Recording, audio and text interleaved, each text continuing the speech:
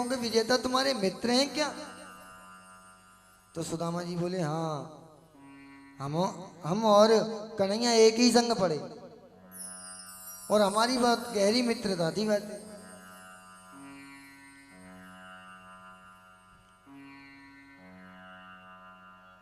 तो बोले कि महाराज एक बात बताओ, तुम रोजाना भिक्षा मांगते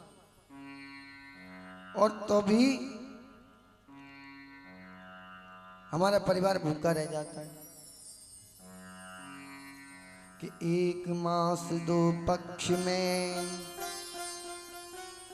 दो एकादशी होए और मैं अभागिन ऐसी भई सो रोज एकादशी होए। एक मास दो पक्ष में दो एकादशी होए और मैं अभागिन ऐसी भई सो रोज एकादशी होए। सुदामा जी नियम के पक्के हैं ना, इसलिए कभी कभी अधिकतर भिक्षा उनको नहीं प्राप्त होती,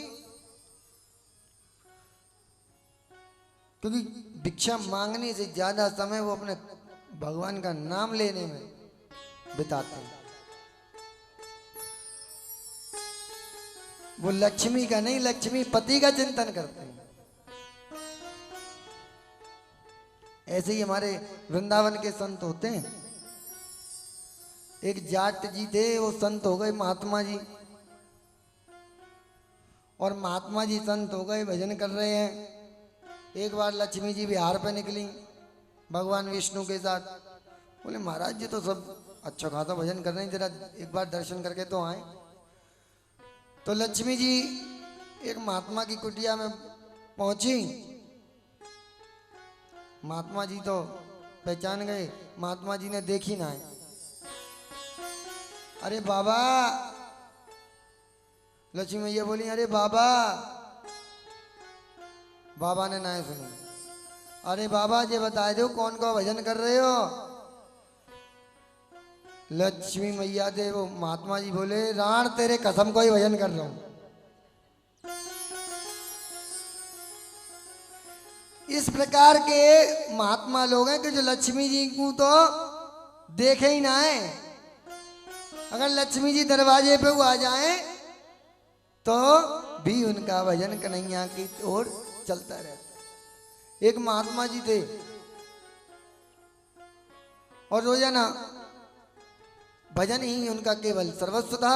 भजन अपनी कुटिया में करते रहते थे, कोई ना कोई उनकी भोजन की व्यवस्था दे दिया करता। एक दिन एक सेठ जी महाराज ने सामने भंडारा कराया उन महात्मा जी की कुटिया के सामने। तो महात्मा जी से उस समय का तो भोजन दिया तो दिया ही, और महात्मा जी से बोले महाराज 3-4 दिन का और भोजन यहाँ स्टॉक करके रख लो। महात्मा जी बोले भैया जा, अभी की व्यवस्था हो गई और आगे की और ठाकुर जी कर देंगे, और तू यहाँ छोड़ जाएगा तो इसकी रखवाली में ही मेरा समय बीत जाएगा।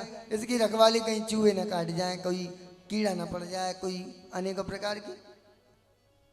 फिर मैं अगर ऐसे ही इस सामग्री की रखवाली करनी थी तो मैं संत काय को हुआ।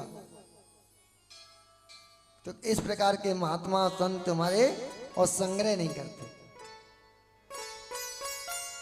वो इसी प्रकार के